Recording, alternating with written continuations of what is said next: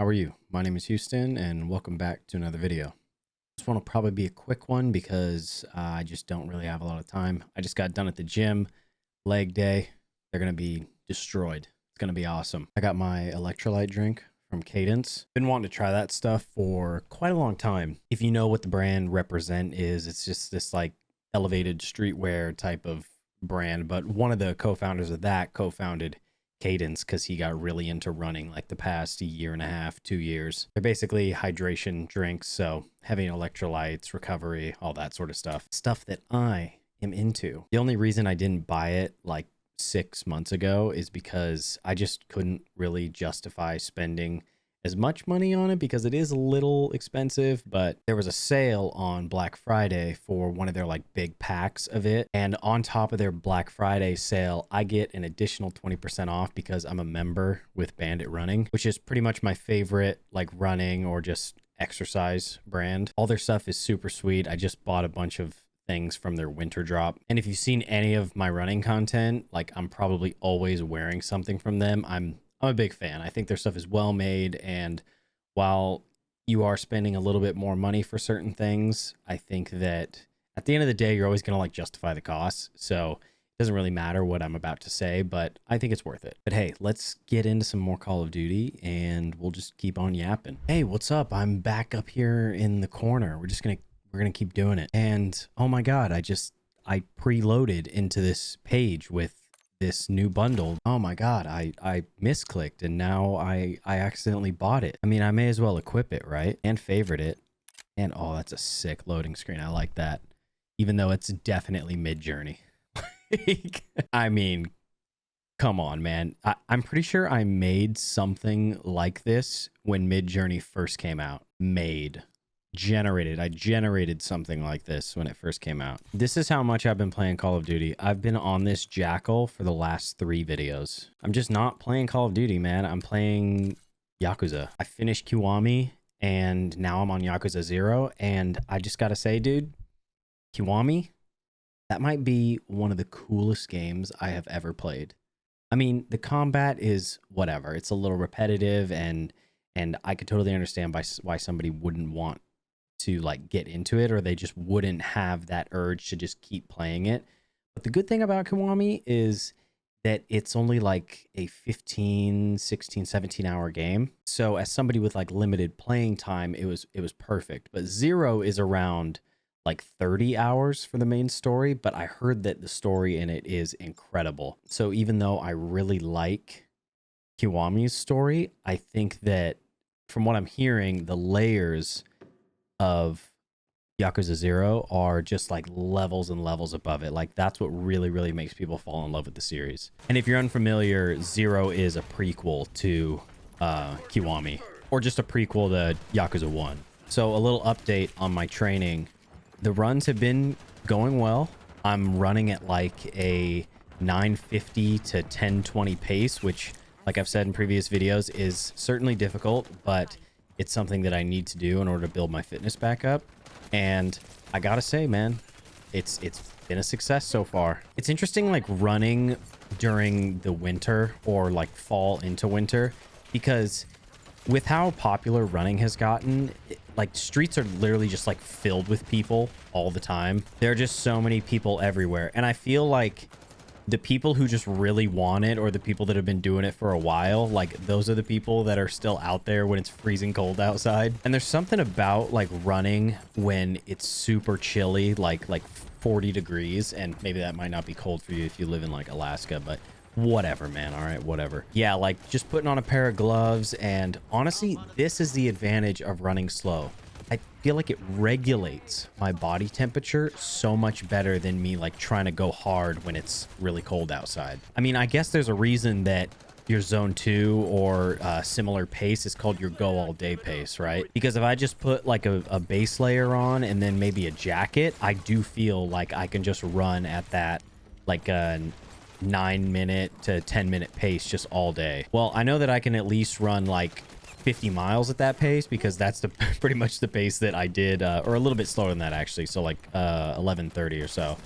That's the pace that I did my 50 miler at. But yeah, no real like pain in my in either of my hamstrings, which is great. And it's really encouraging for me to be able to like do all these workouts without any pain coming up, because I honestly felt like I was kind of letting my coach down by being injured, which is just ridiculous. But I just always felt like I should be better than this. I should be performing better than this. I shouldn't have to take any breaks. And I touched on that in another video, because it's true, man. When you grow up like I grew up, and you just never want to disappoint anyone, it's really difficult to like be put in that position, even when you're an adult, because if you never actually face it and like go through it, if you're just always avoiding that feeling, then it doesn't matter how old you are, you're always going to get that feeling bubbling back up inside you. It's especially surprising that I'm not injured, because, or at least like I'm still able to run,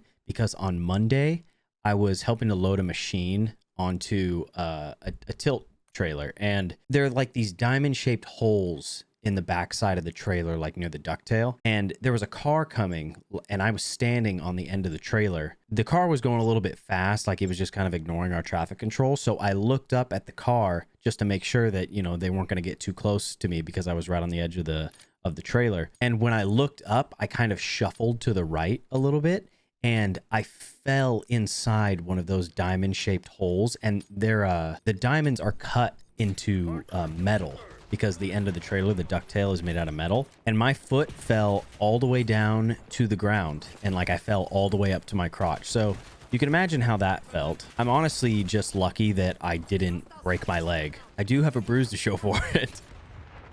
It's pretty gnarly, isn't it? It's so crazy how it doesn't hurt at all around it, but like right when I touch it, it just it hurts really bad.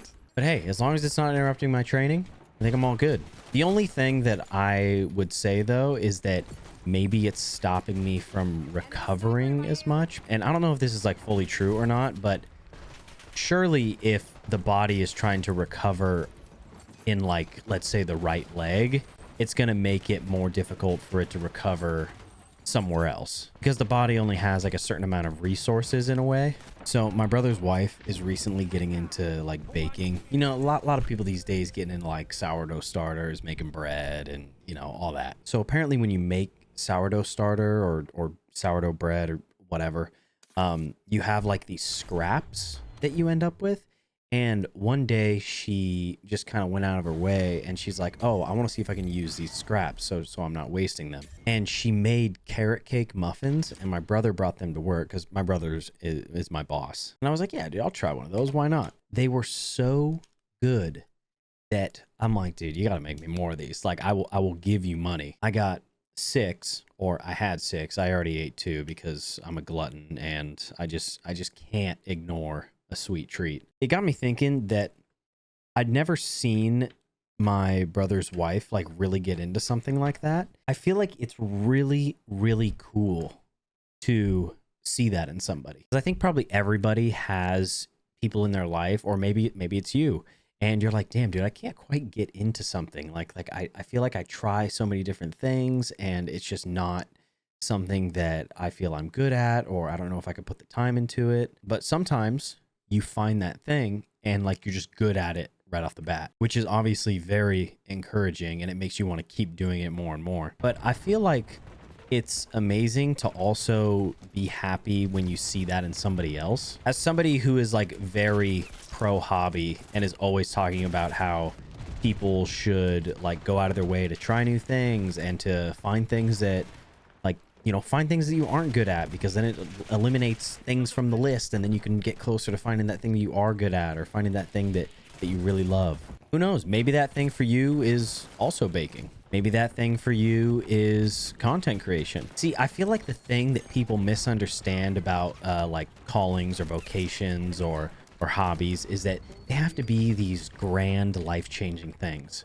But really, at the end of the day, whatever motivates you to get up and get better at that thing, I think that that's the thing that you should be pursuing. I consider myself very lucky to have multiple things that bring me those feelings, like making videos, playing video games in general, exercise, like not only getting stronger, but also running, getting faster, racing, not to mention reading and intellectualizing things maybe too much. I said this a long time ago on this channel. Some of the best way to spend your time is getting better at something. And I feel like the only people that wouldn't agree with that are people that haven't really tried to do that. At the end of the day, that frustration that you have with not being good at something right off the bat is excitement. But you just have to reframe it, because there are so many ways that excitement can sort of like manifest inside your body, like as anxiety, for instance.